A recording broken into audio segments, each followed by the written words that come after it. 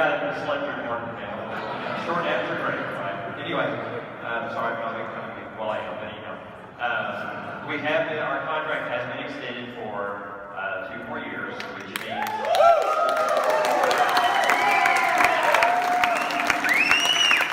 continue doing all the things that we have been doing. Wait, maybe not all, but we're still doing the FSS. I'm sure there's something the club, the convention, and so the way some of this, and I'm getting out of, I don't think there's slides in here for me talking about all this, but the way some of this will work is that we did have to turn off the membership renewal, which we will turn back on for this week. So if your membership is still in effect, the membership renewals will just pick up right where they were again, okay? For the 2 months of people that would be May and June, if your membership ran out, what you'll have to do is go back. You can put a membership, turn it back on. This will back on employment next week. We'll turn the memberships back on, go back, put one in your card, log in, and then it will reattach it to your account and everything will be right back to where it was, okay? And then if you miss those 2 issues, we still have them. We have signals that we had overprinted just in case, so that you can still get those issues and not break your chain with what you have. So that's basically how it will start back up again. So this has all been like, you know, how do we shut this down? It's not just walking in and flip the light switch on. We're not selling bed sheets at JCPenney's or something. So it took a lot of noodling after we got the word that our contracts were not going to be renewed. And so we had to figure out how we shut this down in a orderly manner. And so now we have to undo all the things that we did to turn it all back on so that we continue on. So again, I want to thank you for your families. Okay, I guess I don't know if there's a better word. Dedication to the brains are a better word. Love. Fan support. Love of the brand. You said fan? Fanness, yes. To be over the Uber fans. For your contacting Hasbro, Des, for the petition that you did, for the videos, for all the stuff that you let Hasbro know. I mean, and that's not what absolutely changed their mind. You know, the person you can thank for all this is Daryl Priest.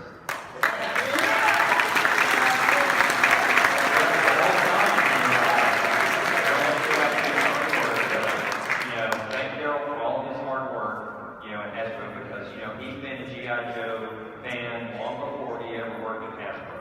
And so it is truly in his heart, you know, to keep the brand going and keep the things running that are dear to everybody else's heart. And so he was the one that was able to recraft, you know, what was going on and present it and run it through management and get it all signed off. So that's we've all been trying to work on this for a while, but we finally got something. This happened about 2 weeks ago. So again, for those of you I had personal conversations with, and I had to go, yes, yeah, and we'll have to see. You know, we just do what Hasbro says. You know, so I apologize for having to continue to be silent on that, but we wanted to announce it at the proper time, you know, so that it would make everybody as most happy as they could be. So, without further ado, somebody's too happy. Yes, some of you may be too happy. You know, we are in Colorado, so please try not to be too happy. Okay? Without further ado, to my left is Dave Lane. Dave is the mastermind of all 3 and 3/4 inch product ever produced by the club. So if you like it, come give him a hug. Well, no, give him a handshake. Dave's not really a hugger, but you can ask. Okay? But he's the one that helps coordinate ideas that we get from you. And we do have limits on what we can do for some things and other things based on tools and what Hasbro's doing and what we've done in the past, and counts and blah, blah, blah, blah, blah, blah, blah. But Dave has really spearheaded that. Dave also handles our websites for the forum for the club. And so he's done a great job and all that stuff. So thank you, Dave.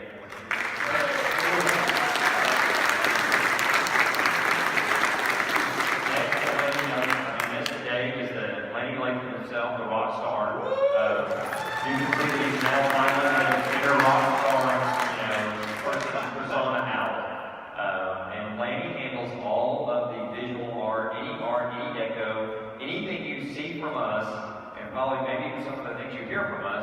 Randy's touched it in some way, shape, or form. And so, you know, he has magical fingers on a computer, and he can do all kinds of wondrous things. He's what I refer to as a politician's worst nightmare, because he can put you in any picture, anytime, any place, anywhere, and you can't tell the difference.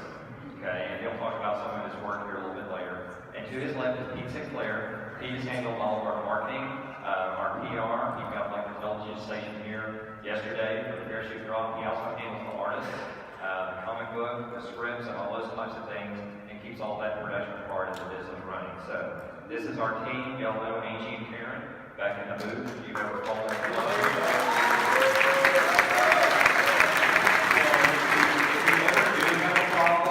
I have 2 words for you. Be nice. Okay? Because sometimes they can help you, and sometimes they're not going to help you. Okay? So, and sometimes you may ask for me, and you're not going to get a different answer, because they've already talked to me. Okay? So, be nice to them, because they really do take the brunt of a lot of issues. They are great people, and you need to personally thank them for their work, you know, with the organization as well. So, I guess that's a long enough intro, isn't it? So I'm going to turn this over to Laney now, because I've never seen the slideshow, so we'll see how it goes. Can I hear that ponytail thing again? That was... Ponytail!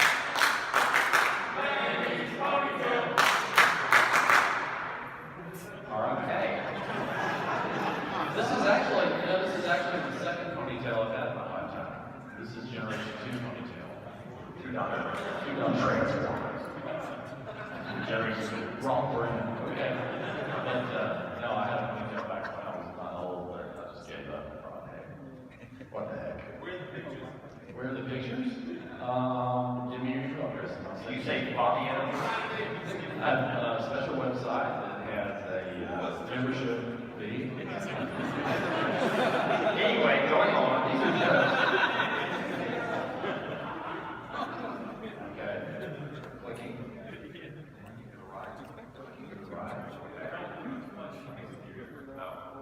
Wait, like the ball back in. Figures. I'll have the wrong computer. There.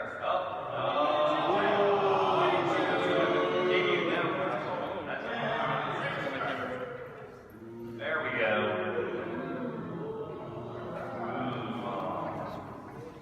It's just a brother. It's just an app. Welcome to the Club Roundtable 2016 in Loveland, Colorado.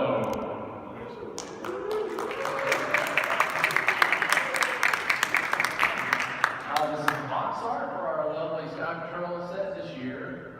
Those are actual clouds taken out back of the offices and manipulated heavily to look really bizarre and kind of chemically induced vision sort of clouds. And we took the Sky Patrol logo kind of dressed up with it. They didn't even catch that. I know. I'm trying to make every drug reference I can.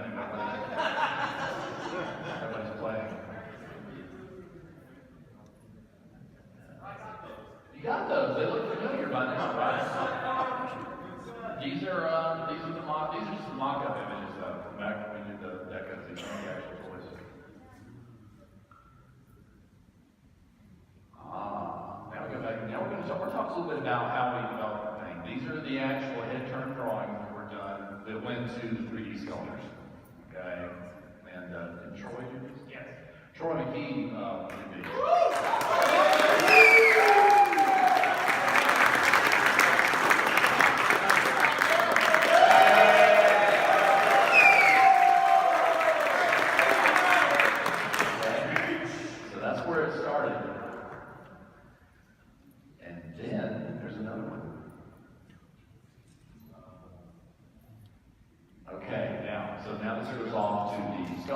These are the 3D turns that are generated in software. They don't actually sculpt in plastic or in wax like they used to. I guess some people still do.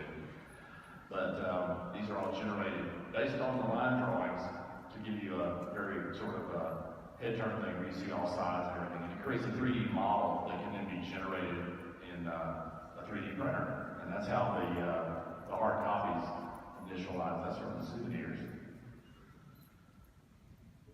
Those are the digital head turns for the souvenirs, which I think they turned out really nice. And then this is what's printed. And then this is what actually goes to China or the tooling to be made to cast them in production plastic. And they're pretty close. You see, it really creates a strong degree of control because you're going from the drawing to the 3D model to the output of the 3D model, and I think it gives you a really incredible level of detail that might not necessarily happen in a traditional method. Those are the other two. How about that smirk? He's happy, really smart.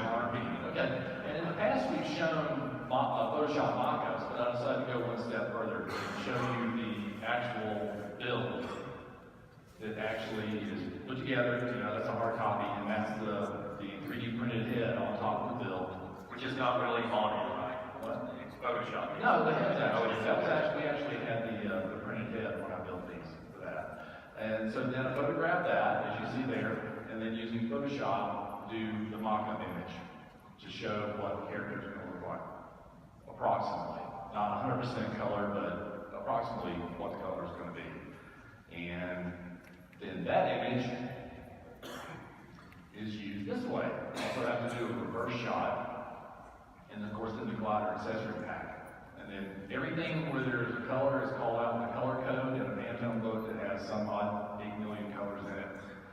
And then this becomes what's called the deco guide that they use to create paint masks and get the paint colors and the plastic colors in China at the factory.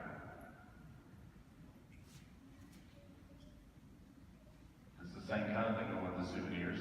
There's the build with the 3D head print, and then the color mock-up made in Photoshop. The great thing about this is if you go back to when originally 3D was done in the 80s, you know, everybody's familiar, a lot of people probably, with paint masters. They would do these two-up paint masters where they had a model of the figure they were going to make that was this big, and then it would be painted by hand, and that went to China, and that was the guy, what the final figure was going to look like.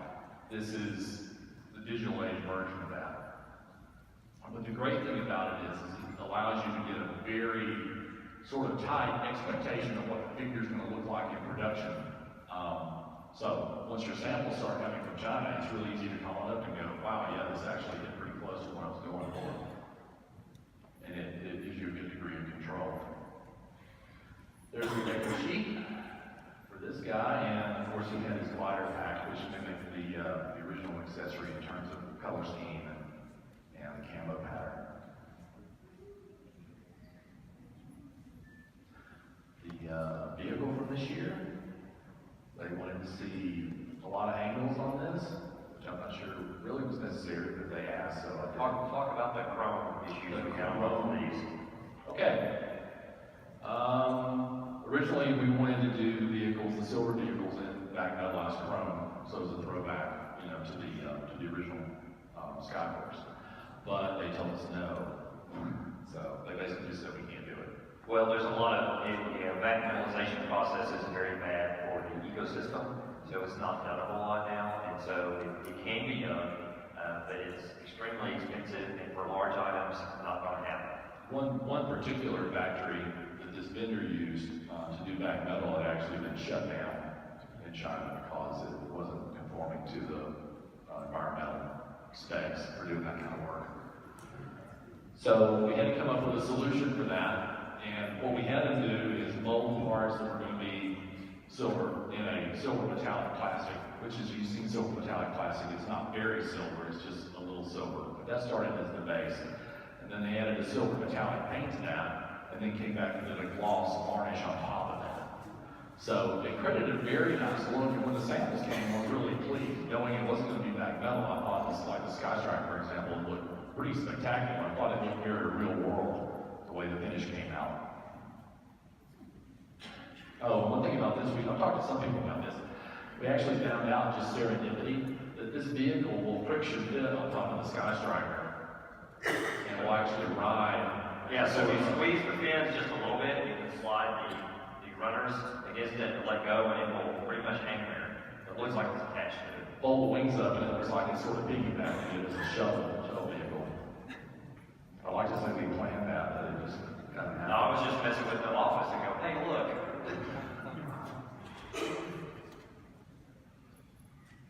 And there's the Skystrike.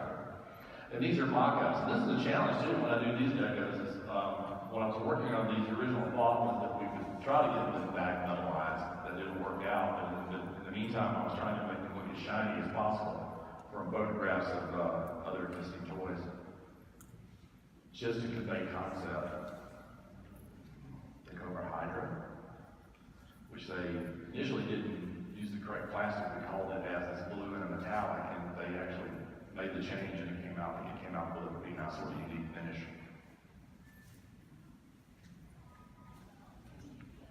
The 12-inch set. This was interesting. You know, this is a continuation of what we did last year on the 12-inch set. In '69, they did a very limited range of 12-inch figures called Adventures of G.I. Joe, which sort of hit in between the military era and the adventure team. And there was a little slot of time where they weren't 100% sure what they were going to do transitioning out of military. So in that time was Adventures of G.I. Joe, which featured red top boxes, and these interesting sort of painted photos that they use as illustration on the packaging. What they'd actually do is photograph the figure, and then an artist would come back and paint on top of the photograph. No computers, it's 1969, right? So then they photographed that, and that became the box art. Last year, we did that with the Adventurer, and the Fantastic Freefall set. And we had a good sample. We got good scans of that we could bring in, do some pretty heavy retouch on in Photoshop, and rebuild the box. When it came time to do this one this year, which is the Aquanaut figure, which is the only two 12-inch figures released that year were the Adventure of the Aquanaut. So when we set out to do this, we couldn't find a good resource for a good box to work from. So we're kind of stuck. So I told Brian, I said, you know what, let's just remake it from nothing. So we started out, we commissioned Larry Selman, who's here, to do the background painting, the ocean floor, the water, the octopus, the chest, and he ended up giving us a much better painting than the vintage box had by far, if you ever get a chance to see one. Yeah, because the vintage one had a black octopus. It's not near the octopus that's in this set. Then I reshot the sea diver, the deep sea diver on my tabletop little photo studio, and then composited the elements together so you actually have a real 12-inch G.I. Joe interacting with a painting of an octopus. So that's a real good throwback. These boxes also featured a child playing with the toy. And so we needed a child. We had one. It's Maverick. So my son Maverick was working in the store, and I shot the pictures of him. How old is Maverick? He's 13 now. So lucky for us, 13 years ago, Brian knew that one day he was going to want us to a box. That's why we needed a child model. So thank you, Becky, for doing that. And it was really great because he was my children and his children that we had access to. He was at this juncture. He had the only one that was young enough to fit. So Brian actually did the model photography with the toy that replaced everything else. And so this was then completely constructed from scratch to give us a reproduction. And I'm not sure anything's ever really been reproduced like that, where it's all completely new. Yeah, because we made the pose, the whole thing. We had a picture there looking at it, no. And Maverick really didn't like it much, did you, Maverick? No. So inside the box, you get the long box figure. You see it uses the same art. I found side panels for the long box. I actually found that I had a good copy of the long box, but I wanted the art to match the outer box. But the side panels are finished. And then Brian does more photography at the top of Brian did with Maverick. And this is the Aquanaut, the other figure from '69 that comes inside the set. And mimicking what we did last year, we did the vintage reproduction set, approximate vintage reproduction, which is the wide diver, and then we did an inversion of the color scheme to do something different. Last year was the Fantastic Freefall, so we gave him a black jumpsuit and a black helmet, a black vest, a black parachute pack. And so we did something similar, and I'd actually come across a reference some years ago for a diving suit that actually had silver hardware and a black suit. I think it was a Russian suit. I think it was. I think it was a Russian diving suit. So this is not just complete fantasy. This actually has a basis. I couldn't find the photo when I looked for it, but that was the inspiration for that was a Russian deep sea diver.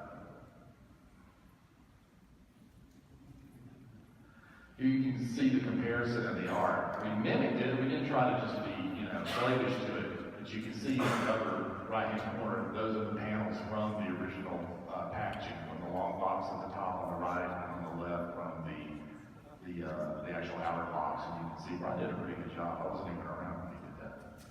So he doesn't need me that bad. Okay, there on the left, that's the original. And that's a very sort of Hanna-Barbera-ish approximation of an octopus. I don't think that was really a good looking octopus. But there in the middle is the art that Larry did, and then that's the photo that I took in the diver to composite together to give us this. It was fun. It was fun to do. It was very labor intensive, and ideally it's not what you want to do, but since we really didn't have a choice, it was a good experience just to create something from nothing.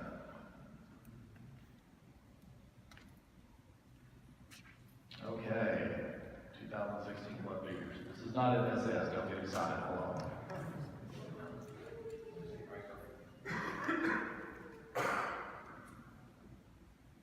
Okay, everybody's seen this already. We've shown it online. It's on the back of your convention program comic. It's another crossover set. What was that? This is my name call. Medic? Excuse me, Medic. Someone has sprung a leak. The cool thing about this set is, even though it is a Transformer crossover set, you might not like Transformers. It comes with 3 great G.I. Joe figures. Yeah, see? This is the art for the box.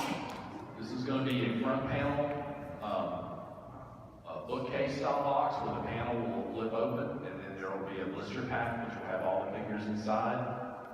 And you get you see the homage we went for there on the cover. Yeah, it's issue 139. That was actually Chris Batista actually did the cover. He did the cover for 139. So this is 139.5. So I think that cover features Megatron holding a No, Megatron's holding Cobra. He's actually holding Cobra Commander in his hand on that cover. And so Pete's idea was to do an inversion of that idea and have Cobra Commander actually holding a hologram projector. This explains why Megatron is shorter than Cobra Commander. He's showing Megatron the new body he's going to provide him for trading the technology on the art. Right. So the comic story. So the Megatron figure is not Megatron per se. He is the holographic projection of Megatron. And so part of his body parts are translucent green, and that's why, if you're wondering. But in the set, you get Ninja Force Scarlet. And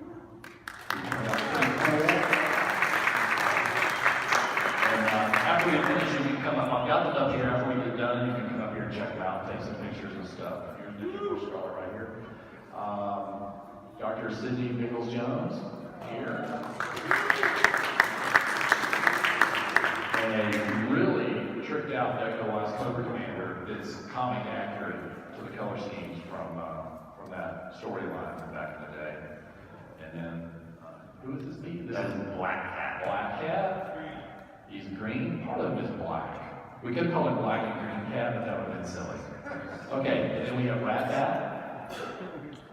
And then the little blue box tester.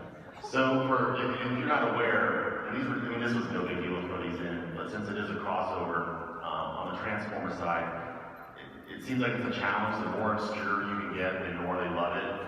So Black Cat appeared in one panel of a German magazine from the 80s, and Toaster appeared in one panel of some whatever thing. So they're just kind of little nods, and of course there's this, just like there is on the Joe panel, the Transformers panel, there's this hardcore contingent that just loves the super obscure stuff. There'll be people who buy the whole set won't want anything, but they'll just want the Black Cat. So that's how we make it.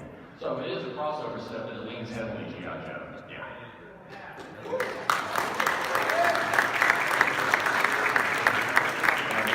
And I recreated the Ninja Force logo from the packaging from the era. Since the issue that this is sort of an homage to, this one, the comic was, starring Snake Eyes. G.I. Joe, starring Snake Eyes. So rather than it star Snake Eyes, which it doesn't, we use the Ninja Force logo for the packaging. Yeah, pull up the, I don't think you have a person mention. What's that? Did you have a side by side? No. Well, pull up the old cover and check it out.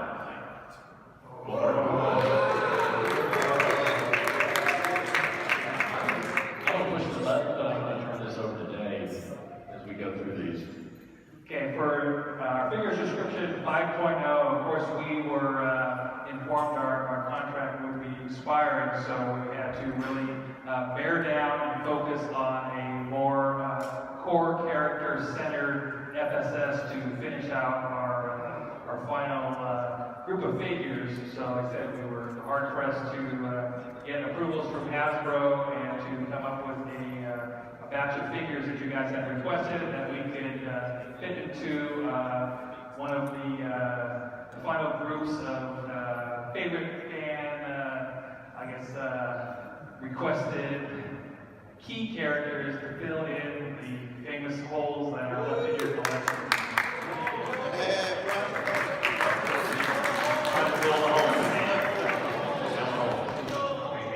If you ever had your key home built, you know how painful that is. Come on! Lined up. Yeah, so here we go. Again, before we go, we did have final mock-ups. Approval came in from Hasbro a little later, and then we had to pretty much just get similar we did the previous years. Just we're going to show the name and faction or groups that the characters belong to, and then we'll have the mock-ups and what the characters' final decos will look like before you do the pre-ordering. Right announce that when that's ready to go. But without further ado, here's the lineup.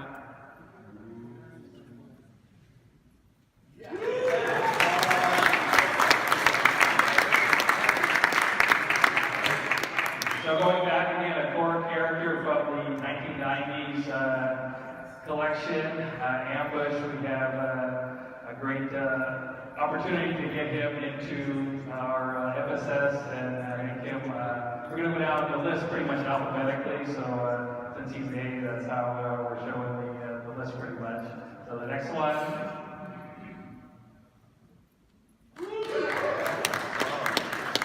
And not to have the blowtorch syndrome, but everybody did request the classic deco of Charbroil, so this is why we're releasing Charbroil. However, he will be different than when we released from the Night Force.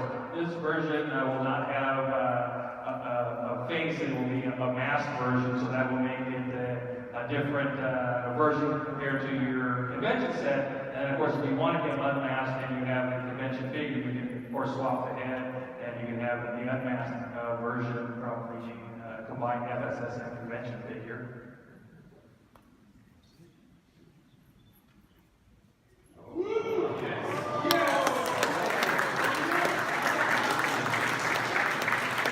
So, one year we did the Iron Man set that we included a souvenir of Darkline. We got tremendous feedback on that great ability to release the figure, and a lot of people that didn't make it to the convention didn't have the ability to acquire one.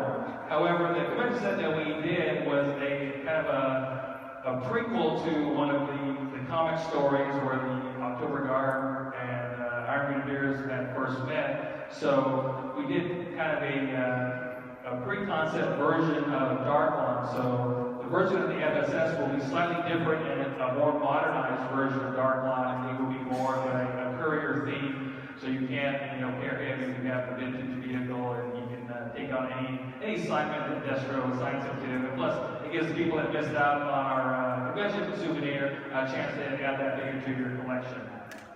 And he'll be carded for the first time, obviously.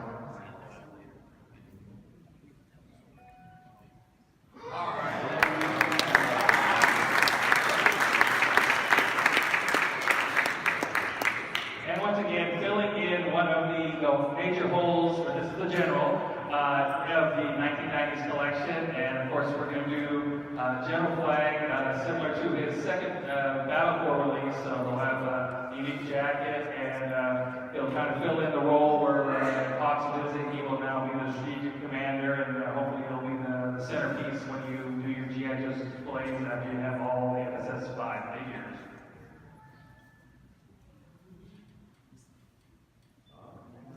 Well, a lot of people saw this coming. We did the Iron Man handles, which were, of course, part of our Iron Man gear set from a previous convention set, and you saw we did do a new head sculpt, which when we did the original O-ring version was a replica of the 1994 Battlecore Viper, and so now we kind of did it the opposite way. So we did our Iron Animals first, and now we have the head sculpt that we can replicate and make another Cobra Viper that's, again, more Battlecore light infantry, so it's a little bit different than the standard Cobra Viper, but we have a light infantryman, and I don't know that we'll tone down the colors too much, because a lot of you like the neon colors, but we'll make it more of the military faction that Cobra can use before the main ground forces go in, and that kind of design will hopefully lead them into their famous battles with Cobra Commander from the crossover set.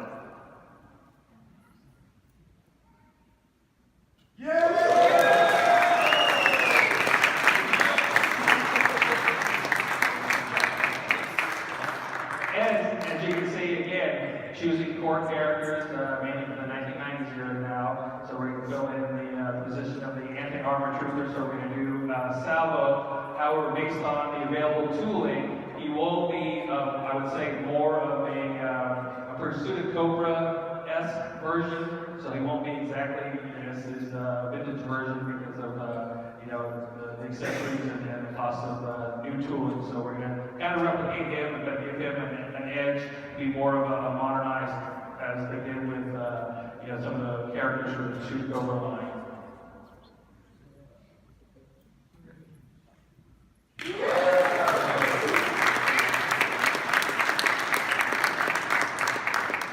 And again, a lot of you key-eye collectors caught right away that when we showed the Sky Patrol Airborne 6 that there would be a great way to use that head sculpt again, and we were way ahead of you, so we've got enough combination of parts to go ahead and execute a figure of the G.I. Joe team's top communications and journalists, and so we will offer him as part of our subscription service.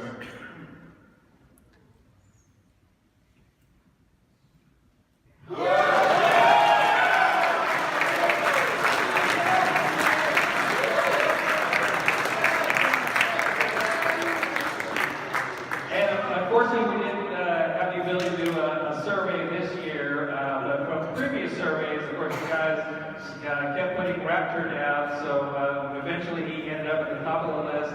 We presented that name to Hasbro, and they finally gave us a thumbs up, so we will do a modern year version of Raptor.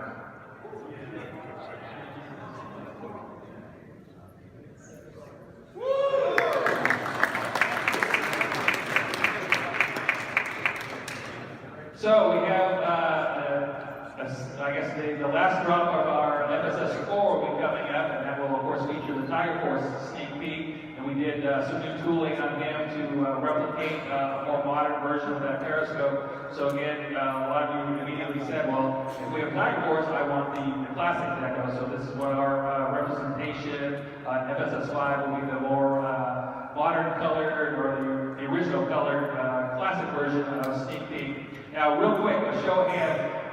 If we do this figure, would you want to see a change in the vest? Yes, raise your hands. Yes, to change the vest that comes with the Tiger Force version between the classic version. Okay, hands down. Now, if you want the same version that comes with the Tiger Force, raise your hand. Okay, thank you. Yeah, really.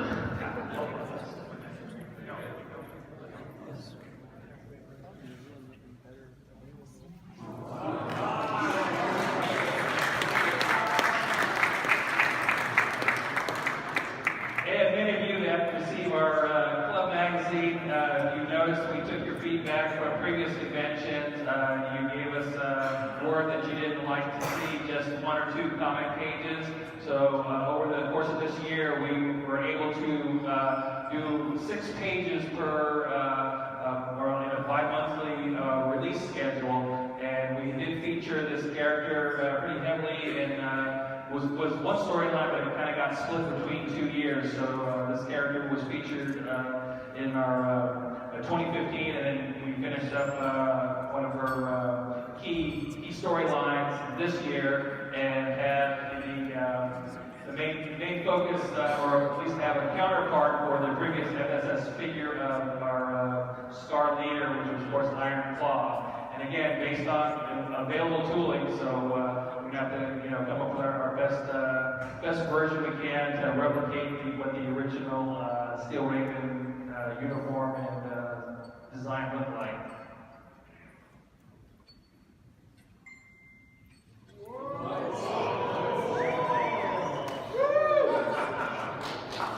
Now, don't let this name fool you. Of course, we had to present Hasbro and get approval on doing a figure that, of course, was part of our Shattered Glass storyline that we did in the Adventure Team comics, part of our Club Magazine mythos, and we featured a story where the Adventure Team went into an alternate time zone where COBRA and Joe forces had not exactly opposite mirror images of their classic selves, and there was a version of XAMOT. However, he had the dysfunction of having kind of a split personality, so he was his own brother. He had that split personality. But again, don't let the name fool you, because this version that you remember from the comic is pretty much a replica of how he looked like from the Sunbow cartoon, and he will feature a new head sculpt.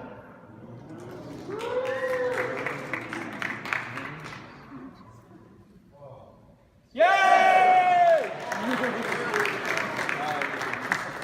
So again, we had to focus pretty much on the core 1990 characters to fill in a lot of the slots that decade, batch of characters from previous FSSs required. And then we wanted to also offer one of the international figures to kind of fill out where we left off from the previous FSS. So now Jammer has his partner in the Z-Force team.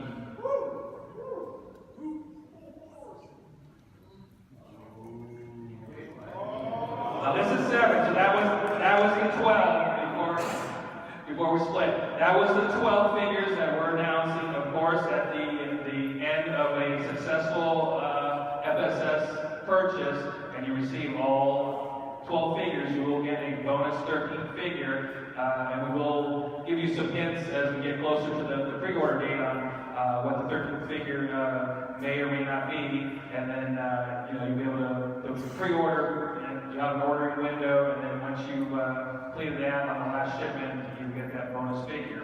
Now, what we announced the previous year, we had to shift a little bit because of what our timeline and our schedule would be for this year, and we tried to maximize the amount of figures we could do and stay within our budget to complete out the year. So we had to shift doing what we announced the previous year that was on our schedule, so we had to push the heart wrencher out, and so we decided it would be more cost feasible to do a troop 3-pack as the not really an add-on, but an additional club exclusive you could purchase at the club store this year.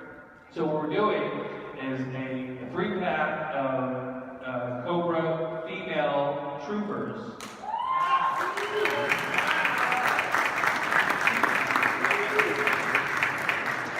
And the female troopers will feature a new female masked head sculpt, removable helmet. She will use our more modern torso, and of course she'll be geared up to actually complement what Hasbro just announced at their panel when they were doing a female COBRA officer. So these troopers will now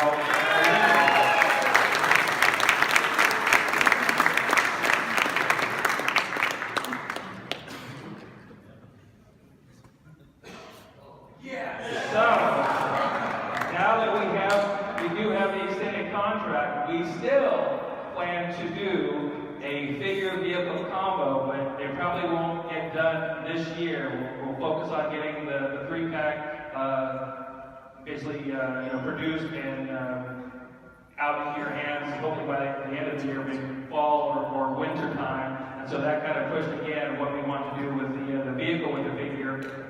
And as I said in our previous roundtables, it really, depended on sales for other vehicles. So, we're looking to gain a little bit more sales to reduce the inventory in the stock before we can execute another bigger vehicle combo. So again, it helps if you're able to purchase our other vehicles to reduce the inventory, and then that will allow us to go forward with the execution of this figure.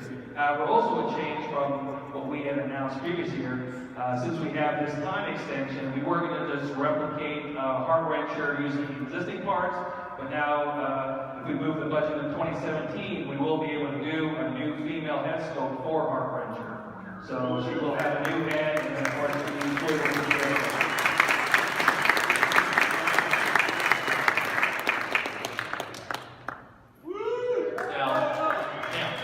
You already have these, right? Okay, well, we didn't have anything ready yet for next year. So there will be membership figures next year, but we don't have anything to show you yet. But so in the meantime, this is last year's, or this year's.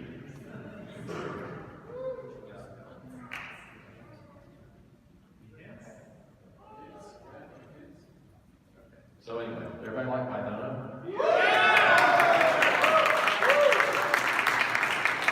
Did anybody take her ponytail out, put the hood on her head? Yeah. Pleats are awesome. The what? Pleats. The pleats? Oh, on the cake?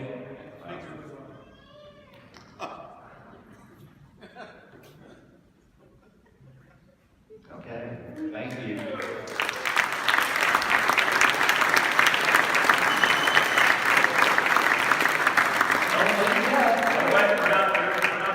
One more slide. For you 12-inch collectors, before we go to the last slide, we had already in process a way to end the line that we had done in 12-inch. So what we have coming to you, we don't have it quite ready to show, but it's actually going to be a couple of figures based on a 12-inch Super Joe concept. So I think you'll find that as an interesting way. It's going to be very limited. It's going to be about 300 pieces of each figure.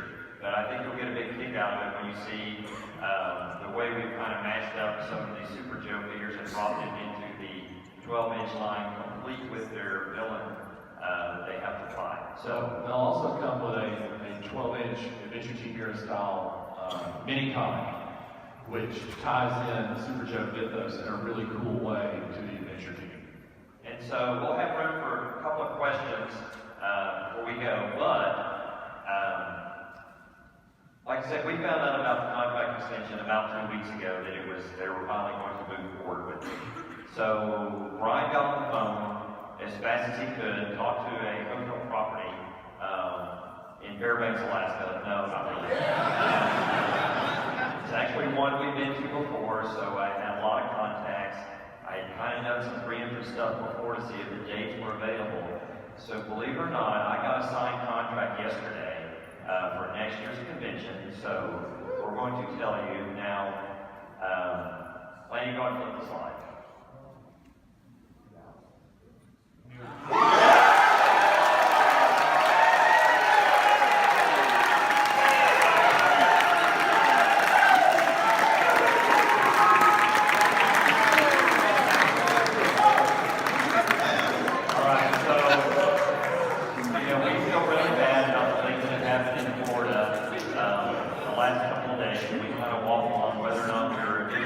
If I got the contract signed yesterday, whether or not we were going to announce it, but we felt like we're not going to let anybody take anything away from us or change our plans. We need to show support. We want to go ahead and get this out there. So you start planning now. It'll probably be 2-3 weeks or something like that till we actually have a page up and a portal that you can go and make your room reservations. But we will be at the Walt Disney Swan and Dolphin next year. So just a couple of questions real quick. So put the lights on and we're walking by. Can you get the lights on? You will just come on, man.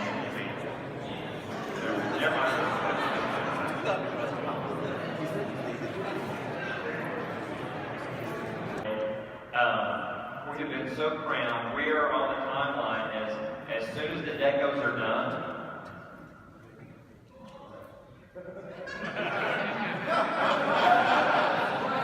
Then we will put them online and we will start the order period. So we're estimating the order period should end sometime in July or August.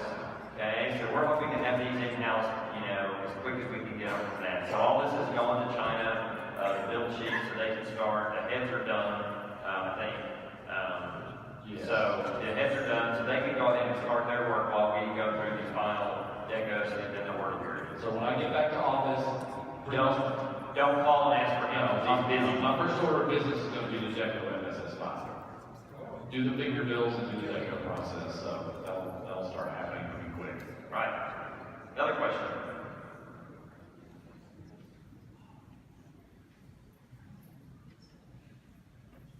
Thanks, Tony. Not a question. I just want to thank the whole Joe crew for all the hard work y'all do. Thank you. Well, thank you. Thank you for your support.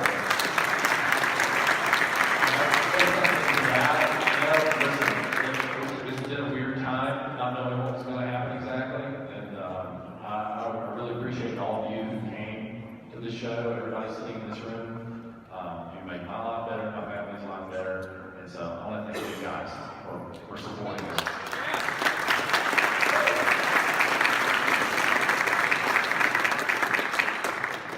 I was wondering if it's inside the world and we need to create an entrance fee, or is it? Oh, no. The hotel is outside the park. So no, you don't have to have an entrance fee to get in the park to go to the property. No. Too soon.